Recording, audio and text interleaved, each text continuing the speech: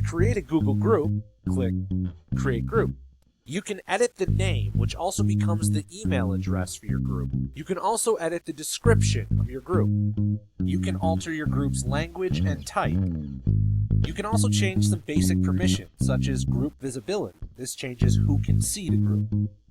You can change who can view topics, who can post topics, and who can join the group. When you're done, hit Create. There may be a security check, just act natural. From the main page, you can access all of your groups. To manage members, click on Manage Members. From here, you can invite members to your group by typing in their email. Always include an invitation message so the invitees know the purpose of the group. Once you've proofread, click on Send Invites.